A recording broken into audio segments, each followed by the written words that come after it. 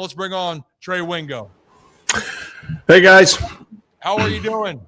Doing well. So you guys just had Todd on? Is that what I hear? We did. And, initially, I'll be honest. I mean, I've heard how Todd could be very blunt. He was very expressive, and he shot it straight. And that was very – for me, I always loved that, Trey. I grew up baseball family. I always like to try to go behind that curtain. And maybe we'll start with this, because one thing he was talking about was he doesn't know where all the shit kind of comes from at times. He said it's leaked, but he said in his mind he could have done things better for Lamar Jackson. But to say that all these things are going out there, it got a little bit too out of hand. You know, for you being in the media so long, you understand this probably just as well as anybody. Could you just elaborate more when things get to the way that they did in this case with the Baltimore situation? Well, anybody that leaks something has an agenda. I mean, let's be honest about it. And it's up to the person receiving that information to try and decipher what that agenda is. Because if someone gives you information and you just spit out exactly what they said verbatim, that's not reporting, that's parroting, right? That's basically say this. So I think whenever information comes out, there's always an agenda by the person who is giving that information. And then if you're the one receiving that information, it is up to you to understand that and then decipher that in a way that is particularly fair to both sides of the equation, the person who is giving you the information about this person and what their agenda might be and what's the reality of the situation. Yeah. So, listen, I've broken a lot of stories with unnamed sources and leaks over the years, and people say, "Oh, put your name on it." Well, it's never going to work that way. Okay, so sometimes I mean, like, we should all be happy, smiley people and live in Narnia and never have a bad day and only rain on between 7 and 8 during weeknights, so we can all get outside on Saturdays and Sundays. Doesn't work that way. So a lot of times, the only way that information, which comes out in a very tangible way, is you need to get it from an unnamed source. Like a couple of years ago, Aaron Rodgers is going to the Jets. I couldn't tell who told me that, because that would have been a disaster, but it was true. It's the only way you get stuff like that. So, but you have to interpret that. It has to be interpreted by the person receiving the information. Yeah. I'm glad you mentioned that way. When someone said, "Hey, put a name on it," that ain't going to change. That's just the way it's going to work. Correct. But the part that you said, pushing an agenda, because that's what it is. And in this case, it was pushing towards, well, could there be change in Baltimore? And change would come when if the team doesn't perform and then the kick goes wide right on Sunday night in Pittsburgh, whammy.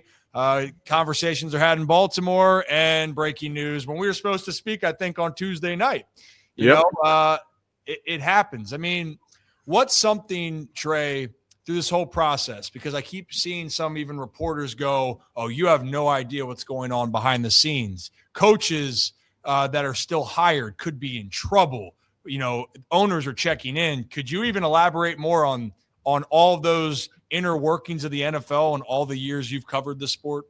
Yeah, it's almost a different path for every one of the 32 teams, right? Depending on who the ownership is, how cozy his relationship is with the head coach and the general manager. Did those guys come in together?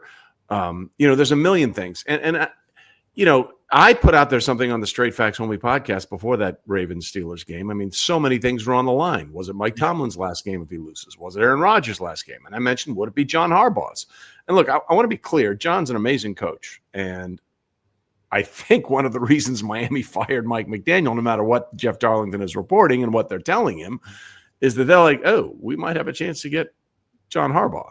So we would do that. And Stephen Ross is a guy who would do that. He once allegedly told his head coach to lose games and was going to pay him to lose games. So this is the kind of guy we're talking about here. Allegedly, supposedly, reportedly. Allegedly. Yeah. For those just listening, we are putting real sarcasm on that. We're putting, if you're not listening, the visual. It's air quotes, you know? Correct. And to me, Rip, I was just thinking, it's like, John Harbaugh doesn't strike me as a guy that would ever want to work for somebody like that. I mean, who knows what'll happen, but like, he doesn't, I just knowing his character doesn't seem like that would be a good There's only 32 of these jobs, man. There's only 32 of them. One in New York, though. Yeah, well, no, that's absolutely. Buddy Nix, when he was the GM of the Buffalo Bills before Brandon Beane and Sean McDermott got there, he had to tell people, it's a good job. This is a good job in Buffalo. He had to sell it. There are only 32 of these things. So, yeah, and if the Giants are headed down one road, maybe Harbaugh is available and that changes them a little bit. But I would imagine that John's going to do a very thorough job of figuring out. Look, he's smart enough to know I don't want to go where I don't have a quarterback. Right. Yeah. So if he's really interested in New York, he believes in Jackson Dart. Right. It's the way. And if you don't have a guy, you don't have a chance. It's sort of the spin cycle situation. It's why the Steelers have been going through everybody ever since Ben Roethlisberger left. Well, let's draft Kenny Pickett. Well, that didn't work. Well, let's bring in Russell Wilson. That didn't work. How about Justin Fields? That didn't work. What the hell? Let's try Aaron Rodgers. Right. And it kind of worked. It kind of worked. I mean, you're in that spin cycle until you get the guy that you can sort of latch onto and believe that you're going to be with him for 5 to 10 years. Yeah.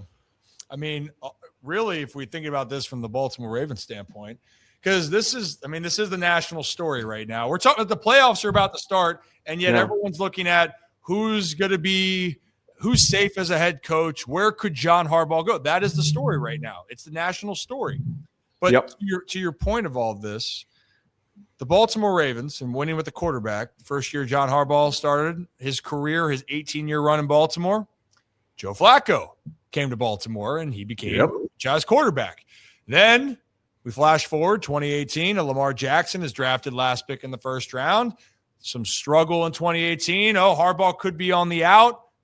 Lamar is inserted as a starter. They win games, and then another franchise quarterback's been in the fold. So it means and it matters the most. So maybe in your opinion, and looking at this, we brought up the Giants, and if he likes Jackson Dart, to me, there's a lot of appeal with the Giants because despite their record, offensive talent, have defensive talent, and you have a high draft pick.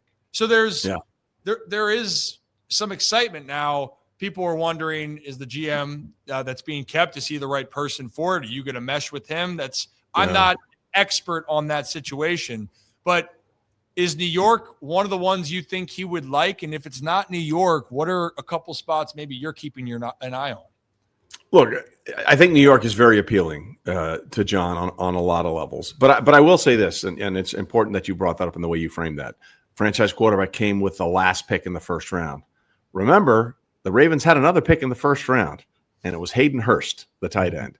And Hayden went on to have a fine career for a bunch of different teams. But if everybody knows as much as everybody thinks they know, there ain't no way that Lamar Jackson would have been taken with the second pick in the first round that the Ravens had that year. I mean, let's be honest about it. I mean, they lucked into that one, And I'm not signaling them out because they do almost a better job of drafting than anybody. It's just if you were that convinced on Lamar, you wouldn't take in Hayden Hurst first. Let's just be honest about it.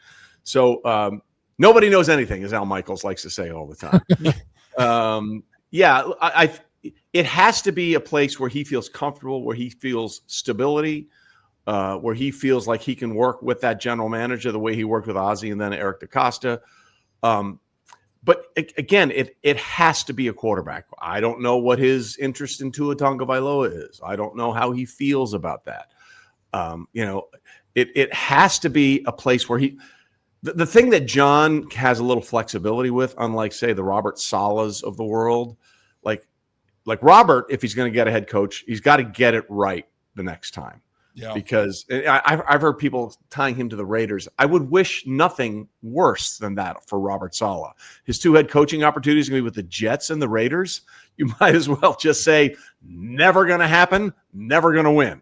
Because those are obviously the two worst scenarios for anybody to go to historically, based on how bad they've been.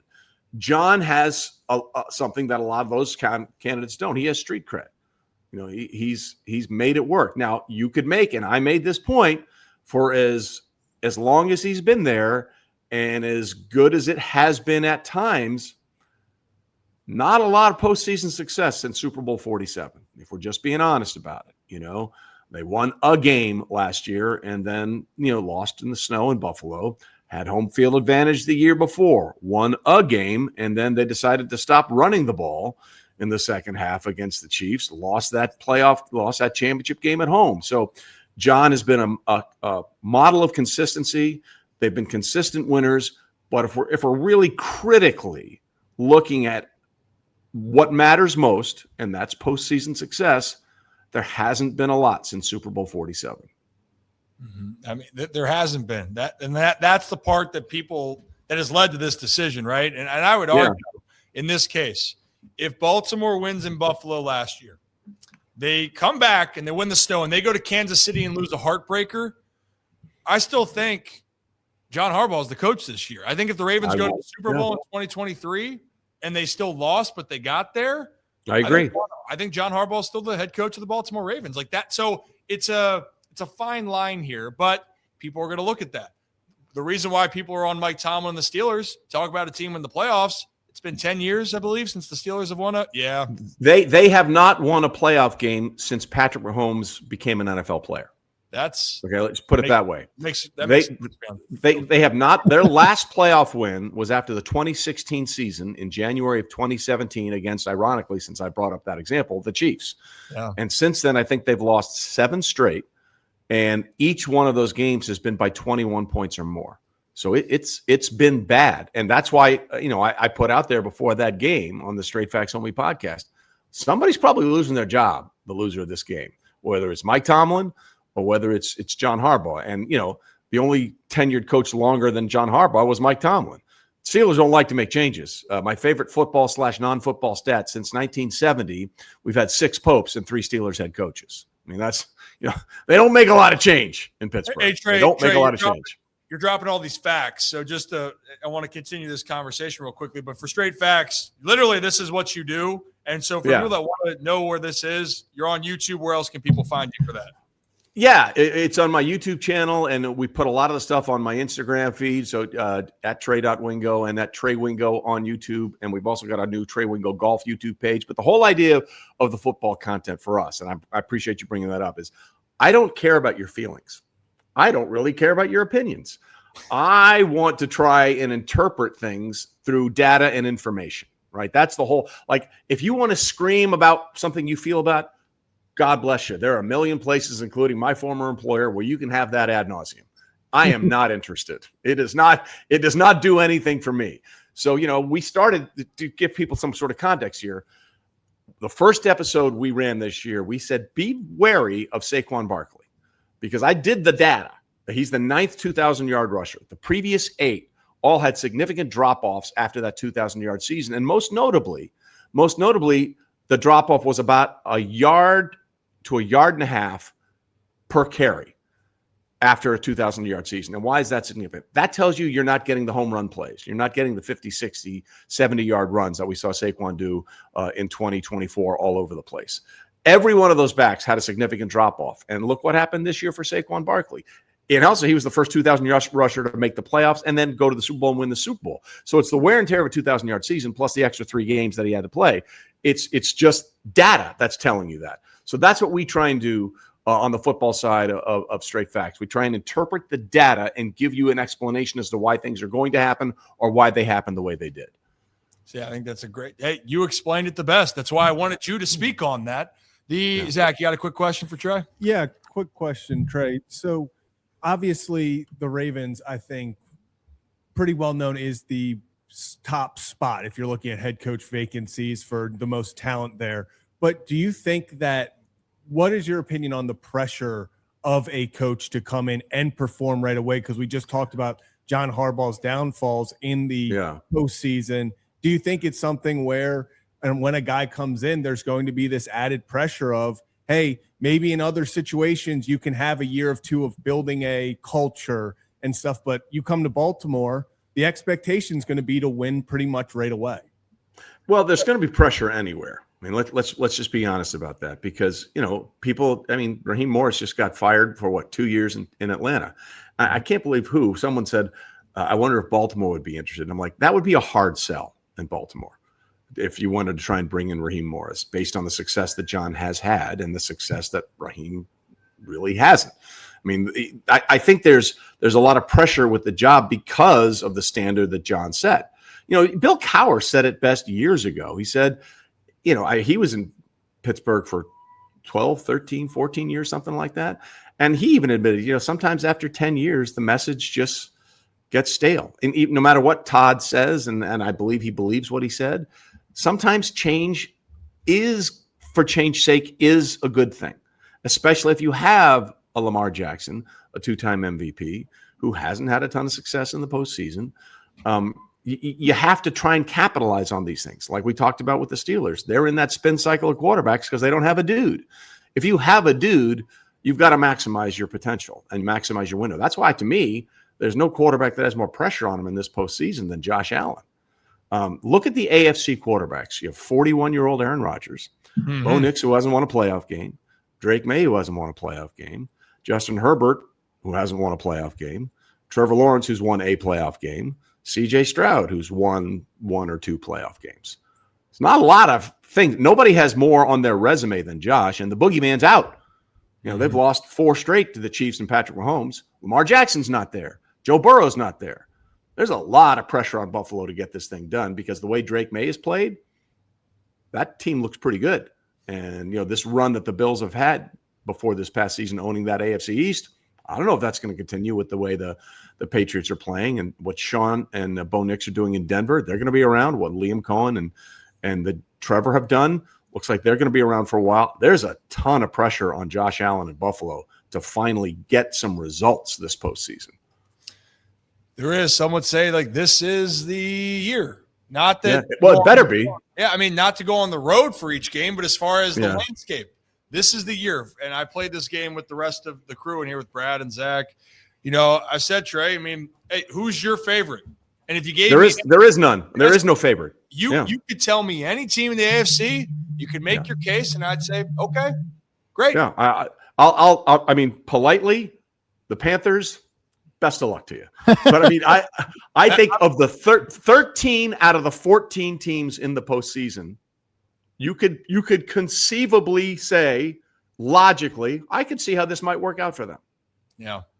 And I don't think I can ever remember a postseason thinking that way. Jim Nantz said the same thing. Yeah, Jim Nantz. We had him on earlier. Now, what does he know? Yeah. He's only seen everything.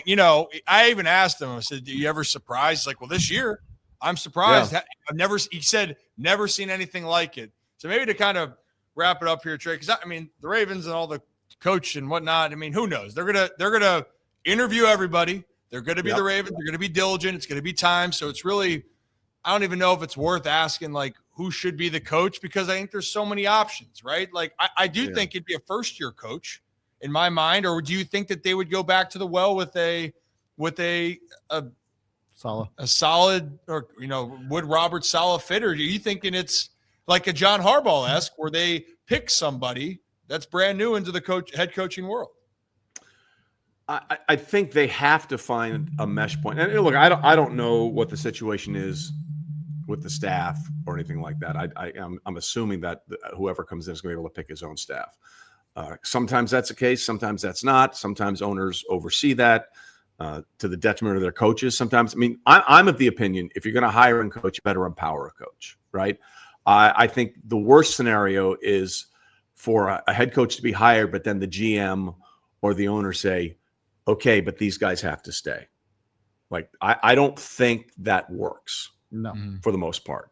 Right. I think if you're going to bring a guy in, you've got to give him carte blanche, as long as he works well with the general manager to bring in his staff, the guys that he wants to.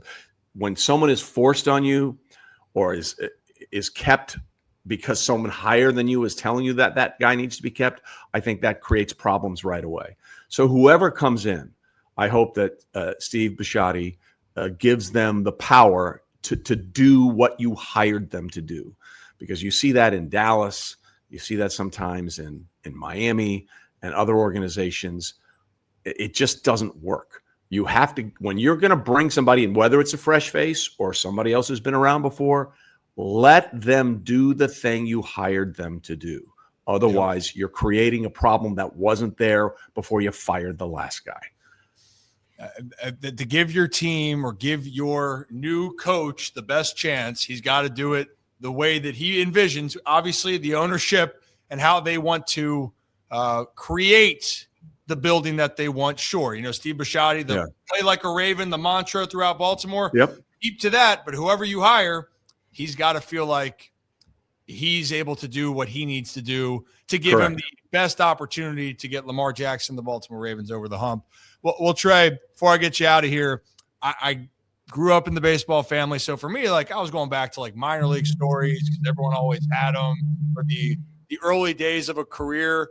You have such a unique background where you had such successful broadcasting career. You also spent time as a kid, you and Steve Young, right? If I'm not mistaken. Yeah. So Correct. through all of maybe the years of broadcasting for you, or any moments from high school, is there, from covering sports or being around sports, is there anything that just sticks out to you that makes you laugh looking back at? Well, there's a million things. I will do this if you don't mind, because Tom please. Moore just retired. Tom Moore, the longtime offensive coordinator of the NFL, 62 years in the league, just retired. And he had one of the greatest stories of all time. When he was offensive coordinator for the Colts, broadcast crew went over there and watched practice. And they were watching practice, and Peyton Manning took all the reps with the ones. The backups did not get a single rep. So the crew goes over to talk to Tom and says, Tom, by the way, what's our salty language level here? What are we allowed to say, not to say? Shit, you can say fuck. Whatever you want. Yeah, whatever you want. Perfect. Perfect. Just one. Always know your parameters. Okay. Yep. So they went to Tom and said, Tom, we've been watching practice, and Peyton got all the reps with the ones. Don't you need to get the backups ready in case Peyton goes down? And Tom Moore, in this deadpan face, says, boys, if 18 goes down, we're fucked. And we don't practice fucked. Tom's an absolute legend. And since he's stepping aside, I thought that might be a good story today, because that guy has forgotten more football than the rest of us combined. But that story always stuck with me. It was just a perfect response. That's an all-timer. And you know what? I've heard, just on the note of Peyton Manning, we had Brandon Stokely on, maybe a month or so ago. Yeah, a month ago. And Brandon was coming in hot, but then he told a Peyton Manning story that Peyton got him benched in the game. And he also, Brandon, we were talking about it was the, Zach, it was the Super Bowl 35 memory, right? Yeah. No, it was the Ravens over the Giants, 34-7. Yeah, so Stokely caught that first touchdown pass, and then he was saying about his response to that initially was, I thought the white cornerback was extinct because I scored a touchdown on, I think it was Jason Sehorn, and now Cooper DeJean and Blankenship. Yeah. And so by the way, have you seen the clip against the Bills where the running back Singletary goes up to Blankenship and says, "Hey, nice to meet you, Cooper." He goes, "No," and Blankenship says, "No, I'm the other one. I'm the other one." It's so good. It's so good. It's so Brandon's humor, though, I knew off the jump, right? That was where he went to. It was funny, but then he said he was going for some record for him in the game against might have been Houston. Yeah, Houston. And all of a sudden, he was wide open for a touchdown. He said Peyton got flushed out of the pocket. And he's like, oh, well, Peyton just, couldn't get me. And then he came off the field and kind of said some words. Then they were going to start the next drive. Guess who wasn't going on the field? Brandon Stokely. And he said, by the way, Stokely was the guy that caught 49 for Peyton that year in 2004 when he broke the record. He eventually went on to 50 or 40. No, he had 49, and he broke the record. Like, it was unbelievable, and he still fought him. Oh, my gosh. Well, so then Peyton blamed Stokely for motioning in too early. He goes, you messed the whole thing up. And he's like, I was wide open. And then he goes, Peyton will never say it, but he goes, I asked the staff, why am I not in the game? They said, I don't know. He goes, ask Peyton. He goes, oh, okay. Peyton said, I don't know what you're talking about, but don't motion early next time. So we know who runs the show. Yeah. Sheriff. That's why he was a sheriff. Exactly right. Well, Trey, I appreciate all the time. And again, for anyone that wants to get all of the football knowledge, straight facts, that's on YouTube. You have it on Instagram, on podcast platforms, and anything else where people can find everything you're doing. No, I try not to do too much. I want to do just enough these days. Well, I like this. Is that a Jaws reference in the back? We're going to need a bigger boat. Gonna need a bigger boat. Damn straight. One of the greatest movies ever made. Love it, Trey. Well, hey, thank you so much for taking the time. And when there's more information down the road, we'd love to have you back on. Anytime, guys. Always a pleasure.